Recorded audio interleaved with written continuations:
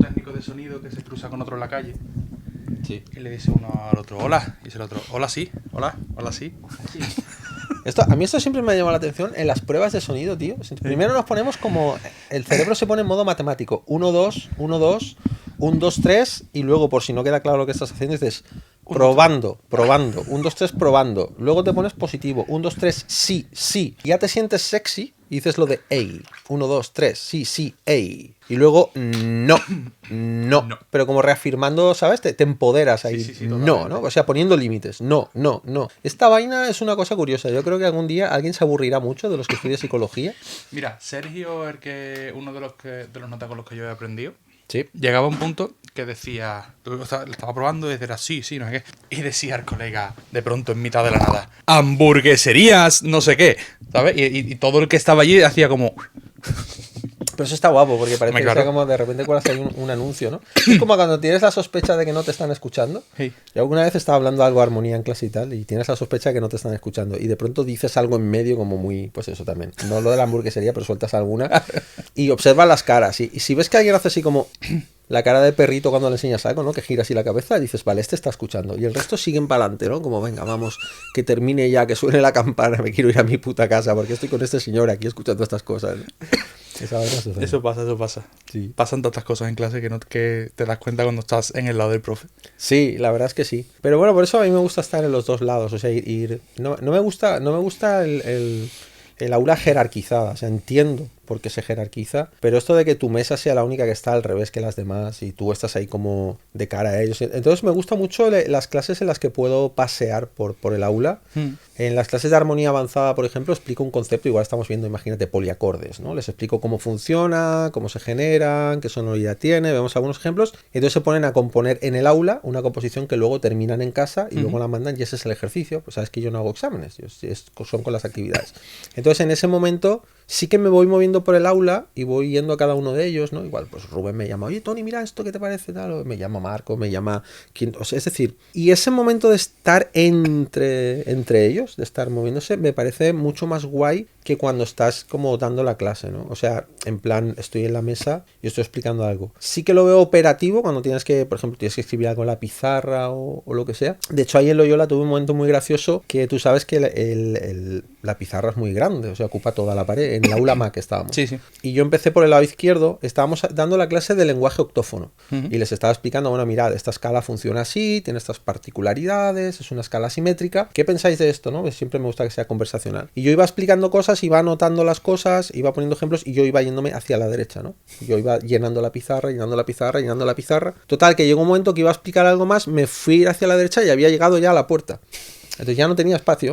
Y claro, me quedé así, di un paso atrás, miré hacia adelante, vi toda la pizarra llena, me giré y uno de los alumnos me dijo, es que la has llenado toda.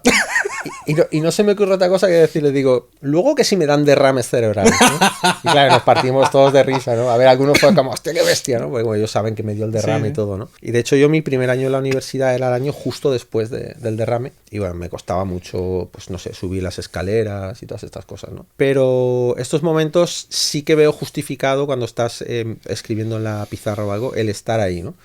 Pero esta posición del profesor, bueno, yo creo que es el precio que tenemos que pagar para poderles enseñar cosas. Yeah. Yo lo veo más como, yo se lo digo, ¿no? Digo, oye, mira, yo llevo más tiempo que vosotros en esto, pero todos estamos en lo mismo, pertenecemos a la misma tribu, no sintáis que tenéis que llegar al aula a impresionarnos a los profes, no es esa la idea. Yo no quiero verte hacerlo todo bien y perfecto, quiero ver tus fallos, quiero verte fallar para poderte decir, mira, no te está funcionando por esto y por esto. Y entonces a partir de ahí podemos construir juntos. Pero claro, para esto tienes que dejar un poco el ego en la puerta y que no tener esta cosa de no quiero que mis compañeros me vean fallar, no quiero que mi profe me vea fallar. No sé, bueno, esto en lo tuyo también influye, ¿no? Porque es el cómo sueno, ¿no? Sí, claro, a ver, yo siempre les he dicho que obviamente tú cuando estás mezclando, cuando estás haciendo un trabajo más técnico, tienes que cumplir una serie de normas, obviamente, ¿vale?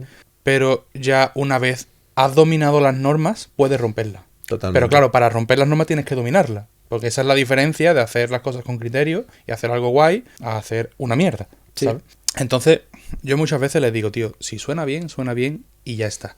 Que luego tú te pones a analizarlo y lo que yo he hecho con un ecualizador y un compresor, tú lo has hecho con 18 plugins raros. Pues a lo mejor hay maneras de optimizar. Sí, Pero, optimizar recursos, claro. Pero, tío, si suena, suena. Yo he visto sesiones de proyectos, o sea, sesiones de canciones con millones de visitas y a lo mejor he visto el canal de la voz y el canal de la voz tiene a lo mejor un compresor y un filtro paso alto y para adelante. Y tira para adelante. Y tira y como suena, pues para adelante. Claro. No, esto es cierto. Además, en la armonía sucede también, sobre todo con...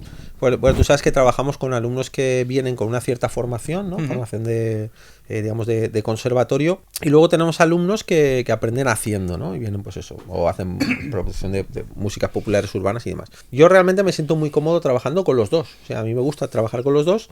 A veces prefiero incluso que no vengan con ideas preconcebidas, con ideas preconcebidas, quiero decir, para no tener que luchar contra nada, ¿no? No tener que romper ningún esquema. Pero claro, es que yo tengo también un poco esa ventaja. Como lo mío es un poco el lado más técnico. Sí. Quitando 2 o 3 que sí hacen algún directo o tienen ya alguna idea de estudio, la inmensa mayoría... ¿Un compresor FET? ¿Un qué? ¿Sabes? Entonces, claro. Entonces yo juego mucho con esa ventaja. Claro. No, pero en mi caso es con la armonía. Ellos piensan que las cosas se hacen de una determinada forma, porque han aprendido dentro de un paradigma tonal clásico, entendiendo clásico con este canon de clasicismo que nos dan, pues digamos, la música de Haydn, Mozart y Beethoven, no, sin incluir al Beethoven tardío. Y claro, se pueden hacer de otras formas, pero es que incluso dentro de ese propio canon hay excepciones también. Entonces muchas veces lo primero de lo que te tienes que librar es de esta rigidez, ¿no? La rigidez a la hora de... la mentalidad del sudoku, ¿no? Que me gusta a mí decir, que bueno, esto lo comentaba también con Jaime Altozano, y algún alumno de allí de la universidad me lo ha comentado también.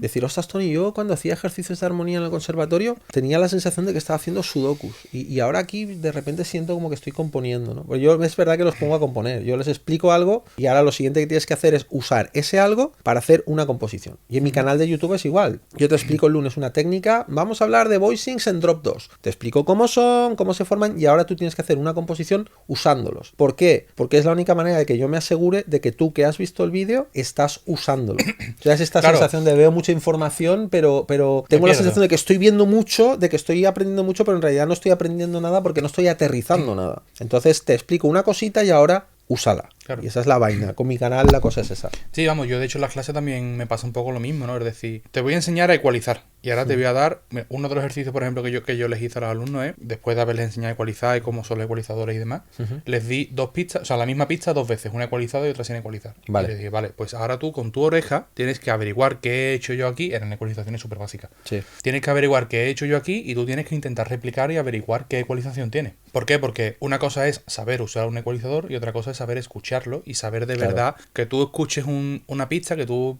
no sé, que a ti te llegue una guitarra acústica y tú a primera escucha ya digas, hostia, me sobra un montón los 250 Hz.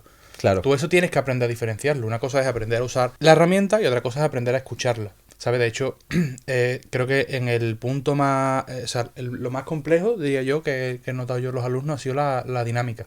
El saber escuchar un compresor. Es complicado de escuchar. Sí, sobre todo yo pienso que porque hoy día, y esto es algo que yo he comentado con algunos alumnos allí también, a mí muchas de las cosas que escucho musicalmente me interesan. Sabes que a mí, bueno, me interesan muchos tipos de música, pero en músicas populares urbanas escucho cosas que son interesantes, sin embargo las escucho aplastadas. Es decir, hoy día está todo aplastado. Claro, los planos sonoros los percibo aplastados y demás. Y claro, hay algunos alumnos que te dicen, bueno, claro, pero como tú ya tienes canas, como eres más mayor, y te gastan la broma, ellos piensan que tú estás pensando esto porque eres más mayor, simplemente, ¿no? Pero en realidad no tiene que ver con la edad, tiene que ver con que es verdad que nosotros venimos de una época en la que no hemos escuchado la música aplastada, ¿no? Pero claro, que haya planos sonoros a nivel compositivo, yo soy súper pesado con que la jerarquía esté bien establecida, los planos sonoros estén bien establecidos y las funciones de cada uno de los elementos. Pero ¿qué pasa? En el momento en el que tú me lo empiezas a comprimir todo y a empujármelo todo y a ponérmelo todo en la cara porque quieres que tu tema suene igual de fuerte o más fuerte que otro, que yo entiendo la dinámica atrás del loudness war ¿no? Pero claro, al final te estás cargando planos sonoros y si tú empiezas a escuchar mucha música cuyos planos sonoros están aplastados, nosotros al principio, por ejemplo, lo notábamos, es decir, hostia, esto está aplastadísimo, pero cuando llevamos 5 años escuchando ya toda la música aplastada, Sí. dejas de escucharlo, tienes De que hecho- hacer un esfuerzo. De hecho, me pasó a mí el otro día. Subí un vídeo a TikTok Ujú. comparando una canción, bueno, comparando una historia de la normalización de Spotify y demás. Sí, la vi. Sí, que se ha viralizado y me han dicho de todo. Haters gonna hate. Sí, sí, siempre. Cogí un tema de rock, porque digo, voy a coger un tema de rock que no va a estar tan aplastado. Que no va a estar aplastado. Aplastadísimo. Eso era un ladrillo, o sea, estamos hablando de un tema de rock Claro. a -5. Que tú dices, yo.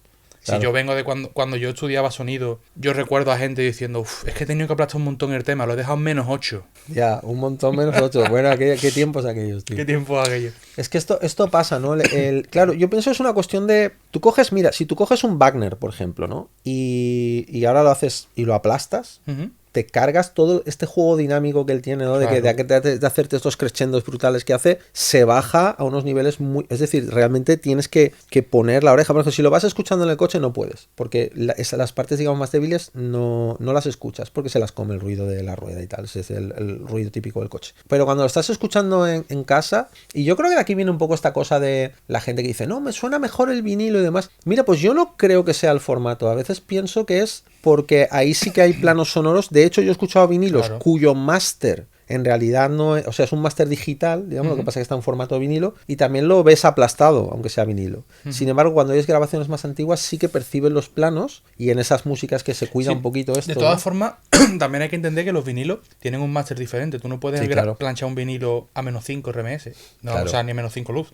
Es que te lo carga. Claro. Un vinilo no estoy seguro de la cifra, pero creo que lo máximo aplastado que podía estar creo que era -8. Claro, no puedes Entonces- aplastar igual. Entonces, claro, ya estamos hablando de que si vas a sacar un vinilo, el máster ya es diferente. Entonces, al ya no estar tan aplastado, puede que sí se perciba más calidad. Percepción de planos sonoros es importante. Mira, a mí me gusta mucho esta cosa que hay ahora de escuchar, la cosa ASMR que llamo yo, ¿no? Sí. Que tú escuchas el aire, ¿no? De la voz del cantante y escuchas matices y ruiditos de la saliva y todo y te genera una sensación muy, muy de cercanía, ¿no? Claro. Esto puede estar bien como un efecto expresivo porque, claro, es cierto que la producción nos brinda una serie de herramientas que también se pueden utilizar de una forma musical. Ujú.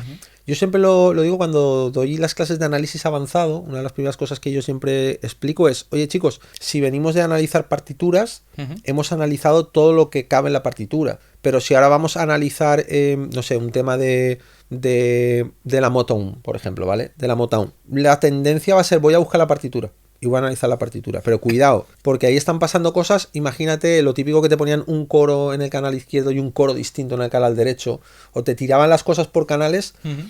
Esto lo vamos a dejar fuera, lo vamos a analizar también. De hecho, a lo mejor tengo 3 versiones con 3 mezclas distintas de ese tema. ¿Cuál de ellas voy a analizar? Entonces ya me separo un poco más del papel, lo puedo tener como una especie de guión, una referencia, pero empiezan a pasar cosas en la propia música que no sucedían antes porque era una música que existía, vale, sí, estaba concebida para ser tocada. Pero el papel era muy, muy, muy importante. ¿Es importante la lectoescritura? Por supuesto que sí, porque nos permite acceder a un montón de información. Pero hay un momento en el que hay ciertos fenómenos, y esto se ve en la música electroacústica del siglo XX, que puede no gustarte, pero ahí se ve mucho. Hay muchos fenómenos que a la hora de analizar lo tengo que hacer desde el punto de vista de la electroacústica y de lo acústico. Incluso a veces tengo que utilizar herramientas de medición. Me tengo que ir al espectro sonoro para ver cómo estoy jugando con él. Entonces yo pienso que tener estas cuestiones claras, es decir, vale, estos son unos parámetros nuevos, por lo tanto son parámetros compositivos, como compositor los debo considerar, por lo tanto forman parte de mi paleta expresiva. Ahora bien, pensarse que por defecto debes aplastar todo con esto de, no, pero es lo que se lleva ahora. Ya, pero tú, o sea, está claro que no quieres ser un outsider, ¿no? Pero ¿hasta qué punto puedes conservar tu identidad sin plegarte totalmente a las normas? Porque al final, evidentemente, hay un interés en que todos sonéis igual, porque así, si te vendo A, te puedo vender el resto del abecedario, Claro. porque al final todo suena igual. Pero luego, curiosamente, lo que sucede es que se destaca mucho cuando hay una visión diferente, ¿no? Cuando sale, por ejemplo, Billie Eilish con su hermano y empieza a jugar mucho con esta idea de la proximidad y les funciona muy bien, pero de pronto salen otro montón de gente que comienzan a usarlo de un modo que a veces yo siento que no está justificado por el contexto, mientras que en otras producciones sí que está justificado por el contexto. Entonces pienso que esta comprensión Ujú. del contexto es muy importante. De hecho, mira, dando una clase en Los Ángeles, porque sabes que doy clase ahí también en una escuela de Los Ángeles que está especializada en composición de cine, estábamos hablando y me estaban preguntando los alumnos que cuál era como el acorde más tenso o más disonante, ¿no? Y entonces yo recuerdo, hay muy buen ambiente en el aula, es clase online. Y les dije, pues dependiendo del contexto, una triada mayor puede ser muy, muy disonante. Claro, y se partían de risa, porque decía, Tony, qué cachondo, siempre está gastando bromas, ¿no? Y les dije, no, en serio. Entonces empecé a tocar algo octófono, algo que suena así muy a música como de terror, muy tenso, ¿no? Muy, muy así, muy extraño, muy... Y de pronto, cuando estábamos en ese trip, ¿no? Que nos habíamos metido todos ahí, toqué una triada mayor. Y sonó como el culo. O sea, sonó fatal aquello. Claro, entonces se quedaron así como, ostras. De hecho, no tenía puesto el visualizador. Me dijeron, ¿qué has tocado ahí? Dije, una triada mayor. Que no has tocado eso. Sí, les puse el cacharrito que yo tengo que se ven los acordes y lo vieron. Entonces fue claro, todo depende del contexto. Claro.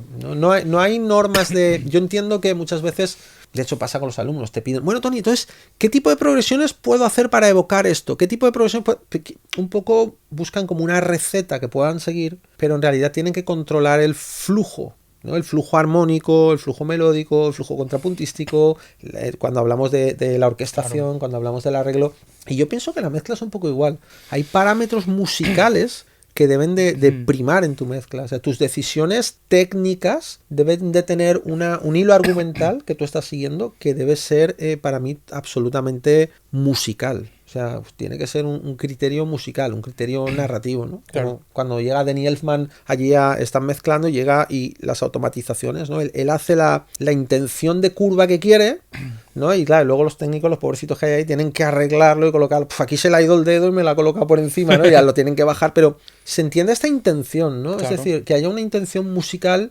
Incluso a veces cuando programamos curvas de dinámica o curvas de expresión, ¿no? En lo que es trabajo con VSTs, el criterio es puramente musical, no puede ser una cuestión técnica. Claro, al final, a ver, yo siempre he entendido la mezcla como, dentro de la mezcla, como dos fases, ¿no? Una fase más técnica y una fase luego más artística. La fase técnica, ¿cuál es? La fase técnica es porque si tú tienes, no sé, una batería y el bombo le falta algo de pegada, pues tú le sacas un poquito, mejor 60, 40, lo que sea. La caja, pues a lo mejor la caja de 120 para abajo no te sirve de nada.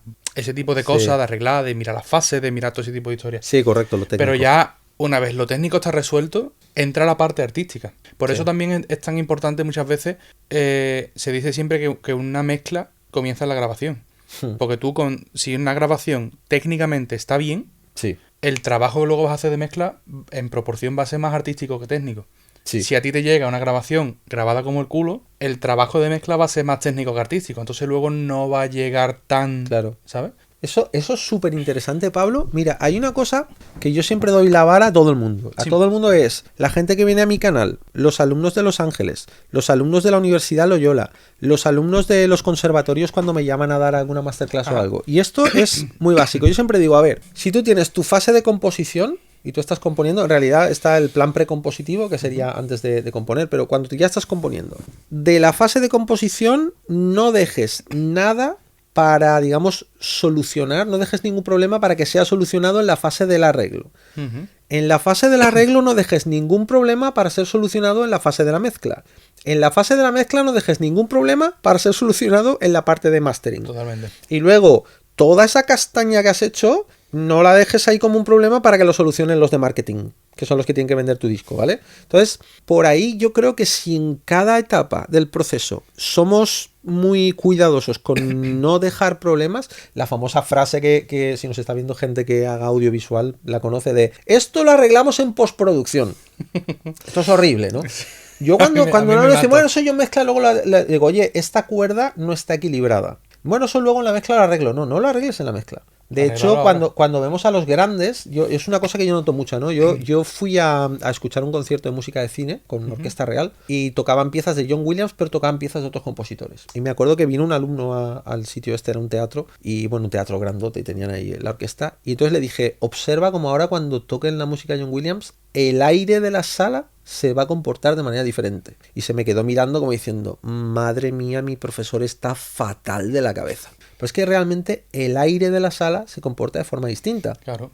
La gente que tiene una tradición de escritura sinfónica, como John Williams, no escriben para el instrumento, escriben para la sala. O sea, ellos están pensando en los armónicos, en la serie armónica que va a generar el instrumento, en cómo va a sonar la sala. De hecho, si tú escuchas grabaciones antiguas de Korngold y demás, o incluso un poquito más antiguas, ahí tenías el tree mic y ya, no tenías esto de los spot mics y todas estas cositas que tenemos ahora, ¿no? Entonces, ¿qué pasa? Se preocupaban de que la sala sonase. Pero esto te pasa con Bach. Si tú te vas a las iglesias y las catedrales y los sitios donde sonaba mucha de su música y muchas de sus misas eran escritas para ser interpretados originalmente en ese lugar, cuando tú escuchas la acústica del lugar, tú comprendes muchas de las decisiones musicales que él tomaba. Pero porque las tomaba pensando en la sala donde cómo aquello... se iba a comportar.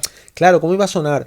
Entonces, ¿qué sucede? Si tú me estás haciendo una escritura con cuerdas y vientos, por ejemplo, y no te estás preocupando de que esté equilibrado, porque estás pensando que luego va a llegar Pablo en la mezcla y va a decir, uy, estas flautas están muy altas, te la voy a bajar. Uy, este oboe no ha empastado bien con estos clarinetes, voy aquí yo a... Eso es un error. Tú tienes que intentar que las cosas funcionen en esa fase, digamos, de orquestación. Pero ¿qué pasa? Si en la fase previa tú no te has preocupado, por ejemplo, de que el voicing sea un voicing que funcione, o sea, la disposición de las voces, y que funcione y demás solo en un boceto de piano, digamos, va a ser más fácil que eso traslade correctamente cuando ya lo llevas a la orquesta.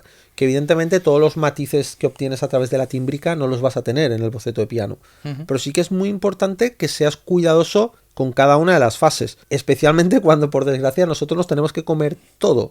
Por ejemplo, Iván Martínez La Cámara, que lo tenemos de compañero, él no puede permitirse el lujo de tener que componer y después arreglar y después orquestar y después mezclar. Tiene que ir haciéndolo todo a la vez. ¿Por qué? Porque tal y como él termina, el capítulo va a Netflix y tú lo disfrutas en tu casa. Lo que sale de su casa es lo que suena en la tuya. Entonces ahí no hay este proceso un poquito más industrializado que en Los Ángeles sí que está, ¿no? En Los Ángeles yo tengo compañeros que hacen TV movies y demás, y sí, a veces puedes tener este proceso, ¿no? Tienes tu orquestador y tienes tu, digamos, tu ingeniero de sonido. A veces. Sí, pero otras veces es totalmente in the box, ¿no? Por eso a mí me gusta mucho lo que hacemos en Universidad Loyola. Yo creo que está muy bien porque el alumno sale un poquito preparado para cubrir todos los aspectos dentro de que a cada uno le va a gustar más una parte que otra. Va a haber gente que se va a ir más hacia la rama técnica y tienen un poquito su hoja de ruta por allí. Sí, de hecho tienen en cuarto la asignatura optativa de mezcla avanzada. Correcto. Bueno, mezcla 2, pero sí, es la mezcla avanzada, ¿no? Por así decirlo. Sí. Entonces, claro, eso está guay porque es como...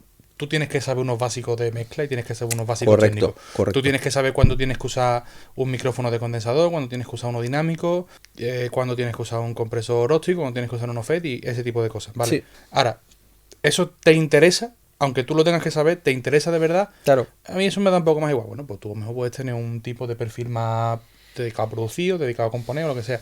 Oye, a mí esto me interesa un montón. Bueno, pues a lo mejor vas a tener un perfil más de estudio, más técnico, ¿sabes? Dentro de que eres productor, ¿no? Pero entonces eso está guay, tío, el hecho de que tengan diferentes... Sí, a ver, para mí está súper bien. Quizá lo más problemático de eso sería, claro, cuando yo me encuentro con un alumno que le interesa mucho lo técnico y paradójicamente no le interesa demasiado la parte musical o lo que él cree que es la parte musical, ¿no? Porque es verdad que muchas veces, una de las cosas que yo le digo mucho a los productores es, oye, vosotros sois compositores también. Me dicen, no, nosotros no...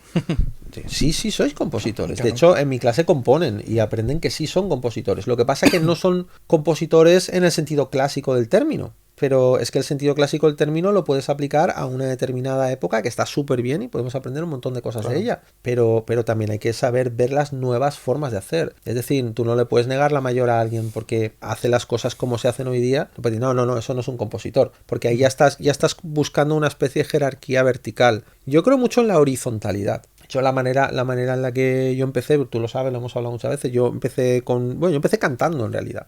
Empecé estudiando canto clásico y luego empecé con canto moderno, con jazz y demás. Y entonces llegué con la armonía y claro, yo entré con armonía de jazz. O sea, armonía muy moderna, mucha modulación, mucha historia. Y de pronto yo veía que los músicos de jazz sentían mucho interés por el trabajo de algunos compositores de las vanguardias del siglo XX. Y bueno, Stravinsky y toda esta gente. Entonces, bueno, me empecé a interesar por esa música. Y yo vi que aquellos, de vez en cuando, Pues, por ejemplo, con Miles Davis me acuerdo cuando el tema de la música modal, de la época modal, ¿no? Del jazz modal de Davis, hacía mucha referencia a los impresionistas, ¿no? Y entonces dije, bueno, vamos a ver a los impresionistas, ¿no? Entonces ya te has ido a las vanguardias del 20, te has ido hacia el impresionismo y vi que en Debussy, en Satie, esta gente había una especie de evolución del lenguaje del romanticismo. Entonces ya te vas hacia el romanticismo. Y en el romanticismo había una expansión cromática de las fronteras de la tonalidad, tal y como la entendían en el clasicismo. Y entonces te ibas hacia el clasicismo. Pero en el clasicismo había sucedido una simplificación armónica de algunas cosas que sucedían en el barroco. Entonces decías, ¿cómo una simplificación? Esto mola un montón. Me voy a ir para atrás a ver cómo hacían estos notas, ¿no? Entonces llegas al barroco. Y entonces decías, bueno, ¿y antes de esto qué iba? Y entonces llegabas a las músicas antiguas y al final acabas en los cantos planitos, ¿no? Claro, el haber aprendido hacia atrás a mí me sirve mucho porque en ese sentido soy un poco como que me da igual desde donde, o sea, me da igual estar aquí, que estar aquí, que estar acá. Yo lo que quiero es que tú aprendas a usar las cosas para hacer tu música. Claro. Por eso cuando viene un alumno que se considera productor y hace producciones y dice, no, pero yo estas cosas de acordes, eso yo, a ver, yo en el fondo yo no soy compositor, no, sí eres compositor. Eres un compositor en 2024 y tú tienes que saber utilizar un dominante secundario, pero utilizarlo no es utilizarlo según las normas de conducción de voces clásicas que te dice que esto tiene que ir aquí, esto tiene que ir aquí y esto tiene que ir acá. Porque es un sudoku. Por supuesto que conocerlo también te va a ayudar. Por ejemplo, si tú haces rock, estás trabajando con quintas paralelas y con octavas paralelas, estás haciendo power chords y demás, ¿no? Si tú quieres hacer un backdoor cadence, ¿vale? Te vas a mover en paralelo y ya está. Pero si por un momento tú juegas a decir, imagínate que por un momento estás sometido a las reglas de conducción de voces del clasicismo. No puedes hacer quintas paralelas. Búscame una solución. Entonces tu cerebro, el cerebro es una máquina maravillosa, pero súper vaga. O sea, si tú no le haces la pregunta correcta, no te tira la respuesta. Es como ChatGPT. Claro, sí, totalmente. Esto es un ChatGPT, pero mucho más loco. Entonces la cosa es, en el momento que tú te pones a pensar, dices, claro, no puedo hacer, por ejemplo, no puedo hacer la bemol mayor, si bemol mayor, do mayor, porque no me puedo mover en paralelo. Porque tengo la bemol, mi bemol, y luego no puedo irme a si bemol, fa, porque me he movido en paralelo. Ostras, ¿cómo hago esto? Y entonces empiezas a darte cuenta de que, a ver, si el bajo sube, si el resto de las voces bajan, ya no me muevo en paralelo, ¿no? Entonces encuentras soluciones y yo creo que eso es bueno para ti. Pero tú luego lo puedes hacer en paralelo. De hecho, muchas veces, si tú quieres que suene a rock, deberías de hacerlo en paralelo. Porque forma parte de lo que tú esperas escuchar cuando estás escuchando un estilo así. Pero no está de más que sepas hacerlo de la otra forma. Pero no por contentar a nadie. No por cumplir las normas de la música, sino simplemente por enriquecimiento personal. Sí, al final el conocimiento no ocupa espacio. No, es que es una cuestión de enriquecimiento. Yo creo de verdad que, a ver, yo me meto cosas que son un poco infumables, y lo reconozco, lo digo abiertamente, que no son cosas como bonitas de escuchar, pero es cierto que lo que aprendes con ellas te es muy útil luego cuando estás haciendo otro tipo de músicas, porque te acostumbras a prestar atención a una serie de cosas y una serie de parámetros que a lo mejor normalmente no le prestarías atención. Si tú trabajas con masas sonoras donde se juega mucho con la densidad de la masa sonora, luego cuando estás escuchando una orquestación, de repente en tu oído está este parámetro de prestar atención a la densidad de esa textura que te está presentando, ¿no? Si estás acostumbrado a cosas que se mueven, movimientos internos, ¿no? Haciendo divis y demás, de pronto estás prestando atención a ello e incluso a la hora de arreglar se te ocurre algo. Oye, ¿qué te parece si colocamos acá un movimiento así de algo atresillado mientras esto está quieto, ¿no? Son cositas que encuentras en otras músicas y siempre, y una cosa súper útil que lo digo mucho a los alumnos es, vete a estilos que sean absolutamente distintos al tuyo, escucha algo y hazte la siguiente pregunta. Di, esto que acabo de escuchar, ¿cómo se traduce al estilo que yo hago? Y entonces tu cerebro te va a ayudar a buscar esa respuesta.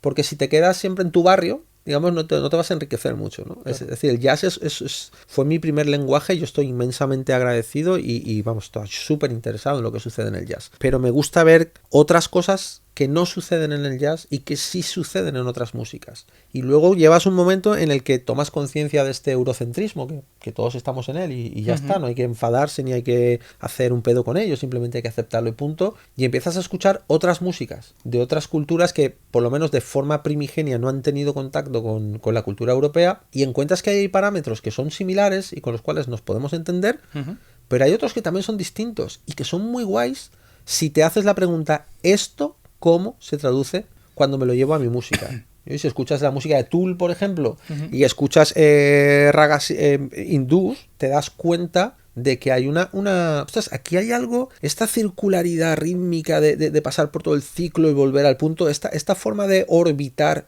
en torno a un centro, que no es la forma de orbitar en torno a un centro que tenemos en la tonalidad, porque ahí estamos trabajando con sistemas, procesos cadenciales, ¿no? Y ahí se hace de otra forma. Todas estas cosas enriquecen. Entonces al final yo siempre digo, mira, yo no sé que por ser profe no me vais a hacer caso, pero de verdad, intentad enriqueceros todo lo posible. Y enriqueceros no es mirad mucho de lo vuestro, es mirad mucho de todo lo que no sea lo vuestro y traedlo a vuestro terreno. Supongo que a ti te pasará también, si alguien hace muchas producciones de urbana, le dirás que escuche muchas producciones de clásica, muchas producciones de jazz, muchas... Que en el mundo de la mezcla, según qué ámbito, la gente también tiene un poco la mentalidad cerrada. Claro. Y a mí me pasa un poco lo contrario. Es como, a ver, yo sí, ya ves, a mí el género musical que más me gusta es el rap, de siempre. Sí. Yo soy muy rapero en ese sentido. Pero yo he ido a muchísimas formaciones, a muchísimas masterclass de muchísimos géneros musicales. Y es que de todo sacas algo para todo. Es decir, yo hay cosas que he visto, yo qué sé, masterclasses de Jason Joshua, por ejemplo, ¿no? Que él mezcla mucho urbano. Pues yo hay cosas que le he visto en su template y le he visto en su forma de mezclar que me lo he llevado al rock y me han funcionado que te cagas. Claro. Y hay cosas que he visto en otras formaciones que a lo mejor he visto por internet o por lo que sea, de rock, que me lo he llevado al rap y me ha funcionado de puta madre. Claro, eso es como cuando te viene alguien y te dice, pues no sé, en hip hop, ¿no? Y dice, oye, quiero algo, pero quiero una sensación de espacio muy bestia, o sea, quiero que sea de verdad, quiero que sea... Claro, si te quedas dentro del género, a lo mejor vas a tirar de ciertos registros, vas a irte a lo tímbrico, vas a buscar ciertas... Pero, por ejemplo, si dices, oye, pues vamos a escuchar esto de flamenco fusión, que en el flamenco fusión tienes un montón de uso del espacio, pero de una forma brutal. De hecho, estuvimos tú y yo, me acuerdo, escuchando una vez un tema de flamenco, que era o sea, el uso del espacio era brutal. Sí. Claro, si tú dices, no, pero es que a mí el flamenco no me gusta, ya, pero da igual, pero se trata de que estás buscando un espacio que ellos sí usan, ¿no? Yo siempre creo que cuando te dedicas a la música, tío, llega un punto que este género o este estilo no me gusta, no vale, tío. O sea, desaparece. Yo entiendo que a lo mejor yo no me pondría a escuchar hoy día algo, no sé, ¿vale? Sí. Pero una cosa es que yo en mi tiempo libre no lo vaya a escuchar por un disfrute y otra cosa es que yo luego no me vaya un día a sentar en el estudio y vaya a decir, voy a escuchar esto a ver qué hay aquí, esto cómo suena, por qué. Claro. Y analizarlo. Estamos hablando de un oído ya un poco más crítico y más en análisis, ¿sabes? Sí, claro. Además, esto mira, hay una cosa que siempre le digo a todos los alumnos y es el tema de la famosa zona de confort, ¿no? Sí. Yo, mirad, a nivel compositivo, sé que pensáis que tenéis una zona de confort, a nivel de mezcla tenéis una zona de confort, a nivel de orquestación, a nivel de arreglos, tal. Vamos a hacer una cosa, vamos a cambiar las palabras. En lugar de zona de confort, vamos a llamarlo zona de estancamiento. Y en el momento que tú lo piensas como zona de estancamiento, totalmente, a tu cerebro ya no le gusta. Porque zona de confort tiene una serie de connotaciones positivas. Sí, claro. ¿No? El lenguaje conforma al pensamiento, ¿no? Como nos dicen algunas ramas de la psicología. Entonces, en el momento en el que tú utilizas este término de estancamiento, es, hostias, estoy estancado, no estoy cómodo, estoy quieto y no estoy avanzando. Esto cambia un montón y te empuja, tienes un poquito de motivación. Yo creo mucho en la motivación intrínseca. Creo que, a ver, la motivación extrínseca está muy bien, pero creo que cuando toda tu motivación es extrínseca, tienes que tener cuidado. Es como la gente que trabaja por tipo objetivos, ¿no? Que está muy de moda. Sí, ¿no? Trabajas por objetivos y demás. Yo, por ejemplo, cuando hay un objetivo, lo que suelo hacer es pensar qué tipo de sistema debería de implementar en mi vida para que la consecución de este objetivo fuese algo orgánico, fluido y natural. Sí. Más que hacer un esfuerzo para llegar al objetivo, ¿no? Entonces, al final llega un momento que te das cuenta que el tener sistemas eficientes y sobre todo también que te hacen feliz, para mí personalmente vale más que tener esta especie de objetivos. Porque si los has construido de la forma que te digo, y esto es algo que yo trabajo mucho con los artistas y demás, llegas de una forma orgánica y además te da igual llegar. Y esto es bueno también porque te mantienes motivado, porque lo que te motiva es hacer la cosa, no conseguir algo. Y en ese sentido yo desde hace muchos años, y es algo en lo que trabajar en la universidad me ha ayudado mucho también, mi orgullo, digamos, vive fuera de mí. O sea, a mí lo que me hace sentir orgullo es cuando el otro día me habló un alumno de Los Ángeles que ahora le han dado un programa de televisión ahí en Israel y es como un concurso televisivo y está haciendo toda la música para ello. Y me pasó un trocito de vídeo y me dijo, Tony, estoy utilizando aquello que vimos en clase de los acordes híbridos y demás, mira, escucha esto, ¿no? Y el tío lo ha metido ahí en mitad de un programa de televisión, o sea, y suena súper bien. Y gracias, ¿no? Por haberme enseñado esto y demás. Y te sientes súper bien. Claro. Y tú cuando consigues algo, pues, a ver, sí, se siente bien conseguir algo tú, pero cuando tú tienes un alumno que tiene un problema para, no sé, para identificar modos, por ejemplo, y de pronto le ves que te dice, hey, Tony, ¿esto es lidio? ¿O esto es dórico? Y tú dices, sí, lo es. Y le ves la felicidad en la cara. Claro. No sé, te sientes muy... Te sientes te muy llena, bien. te llena. Te llena, esa es la palabra. Es que llega un momento, yo creo que por eso cuando tu, digamos, tu bienestar está en los logros externos a ti, en lo que se consigue gracias a tus acciones, pero no es una cosa directa tuya. Sí, es indirecto. Tu ego se va poniendo... A ver, todos tenemos ego en un nivel, digamos, no tóxico, pero no sé, se piensa mejor, se vive mejor, se hace las cosas mejor. Cuando la consecución de objetivos es simplemente una cuestión de que mi sistema es eficiente, funciona, y conseguir los objetivos simplemente es una señal de que funciona bien y que está bien establecido. No es tanto, oh, mira qué chingón que soy, he conseguido esto, ¿no? Todo es mucho mejor, y cuando te pones con artistas, y en tu caso también, ¿no? Ambos, bueno, estamos en proyectos juntos y demás. Cuando trabajas con artistas y tú puedes aportar sin hacerlo desde el ego, por un lado invitas también al artista que haga lo mismo y se produce una comunicación mucho más sincera, y eso es una cosa que mola muchísimo en las producciones. Y luego, si no es ese tipo de artista y hay una cuestión más de ego por su parte en la producción, al menos tú has dejado sitio quitando el tuyo para el suyo, ¿no? Claro, sí, y totalmente. siempre encontramos este equilibrio, ¿no?